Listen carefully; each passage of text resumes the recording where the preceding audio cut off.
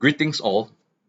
In today's workshop on current research issues in business, I'll be discussing three paradigm shifts in global supply chains to put in perspective some of the advanced concepts and future trends in supply chains.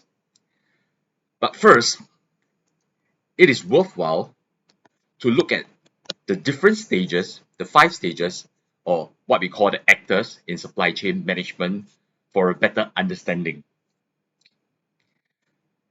I have, through my 18 years of work experience, I have the luxury of being involved or having worked for each of the 5 actors. Okay, first, I work for a local supplier. Okay, I've also worked in a MNC manufacturer, a Japanese factory, in fact, who is top 10 in the world for plant control and process automation. Okay, a distributor in the form of a stockist that I worked for very early part of my in a very early part of my career, who has 6 warehouses spread over Malaysia and Singapore, providing products to MRO, that's maintenance, repair, overhaul customers in the aerospace, in the automotive and oil and gas sectors. Okay, it might be worthwhile to note that in the 1970s, right, most of the retail stores that you observe in the 4th stage of supply chain management, most of the retail stores were replenished by direct deliveries from the suppliers or the manufacturers. However, in the 1980s, retailers start to centralize their store deliveries through new distribution center, or what we call DCs, which they control. Okay, so at this 4th stage, retailer, which I will liken it to be the sales or aftermarket agents or vendors for in industrial organizations. So I have been involved at this stage as well, and supplying offshore offloading equipment for crude oil and products before one of my customers decide to invite me over to their organization after I've supplied some components for a complex subsea system that sits on the seabed. Is a multi-million dollar system, and invite me over to be involved during their integration and fabrication stage. So with that, actually, I cross and become to play. What you see on the screen here is a shopper. Okay, if you talk in a retail context, or what will be the end consumer or a customer, and I was the customer liaising with the vendors, both in the shipyards and also in offshore locations, in the Arabian Sea, the Middle East, offshore India. Okay, with these 5 stages of supply chain, you'll observe some of the arrows pointing both towards downstream and also upstream. Okay, naturally, the products, goods or services will flow down from the suppliers, raw material suppliers, to the manufacturers, to the distribution centers, to the retailers or vendors, to the shopper or customers simply, and the finances will be going in the other direction. Okay, that will be your money, your payments. Okay, that will flow upstream. You pay for your raw materials, right? You pay for your goods and services, your products, and information. You see that it goes both way. There must be an exchange of information.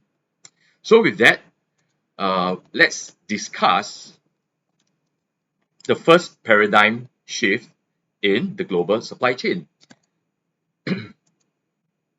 And that would be e-commerce, which really became popular at around 2000, according to Reuters, right? So from around 2000, the year 2000, e-commerce began to rapidly expand with retailers on the internet, leading the way in establishing e-fulfillment distribution networks. Okay, this year it marks close to 20 years since Jeff Bezos opened his first online bookstore Okay, from a 400 square foot garage in Seattle. Okay, today Amazon is one of the largest companies in the world and have a stock valuation greater than most of the Fortune 500 companies. And the concept initially was really simple, okay, to carry out business exclusively online, offering the customers the convenience of shopping from home and giving the seller as little overhead cost as possible. Okay, of course, we understand that Amazon has grown very much today. Not to mention Jeff Bezos joining the billionaires club of going into outer space. And what Amazon, the e-commerce model, what they observed was that there is a cyclical seasonal peak every time, say, the shopping season like Christmas comes about, right? So Amazon with that, right, they developed their web services, or what we call AWS, Amazon Web Services, by offering reliable, scalable, and inexpensive cloud computing services to the customers. Okay, this platform, AWS, is the world's most comprehensive and broadly adopted cloud platform, offering over 200 fully featured services from data centers globally. Okay, AWS, AWS Cloud Services offers a broad set of global cloud-based products, including computing, storage, databases, analytics, networking, mobile, and developer tools. Let's take a look now at the second paradigm shift, which is customer centricity. Okay, have you ever wondered why do we call it supply chain management? Okay, okay, when there's always supply and demand, right? Why do we call it demand chain? Okay, okay, actually there is not much difference except that if you consider demand chain, you'll be leaning more on customer centricity, right? So you'll be thinking of more of the customer pulling the goods, products, and services from the retailer or the distributor or the manufacturer suppliers. Okay, whereas for supply chain is more of a push of the products, goods, and services downstream. That is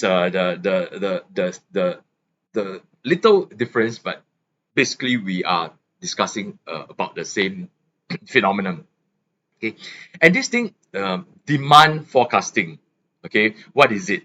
Okay, it doesn't comprise of what you see in the comic strip, looking into a crystal ball, okay, to make better prediction, or into your supply chain forecasting, or reaching inside a supply chain magic box. Okay, consumers today's, right, they are becoming less willing to wait for an extended period of time for their ordered products.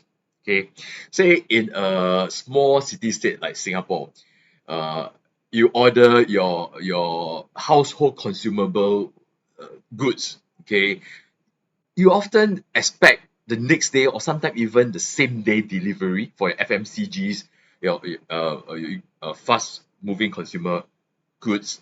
Or say if you're ordering food, okay, you'll be willing to wait maybe 30, 40 minutes or at most 50 minutes for your food to be delivered to you.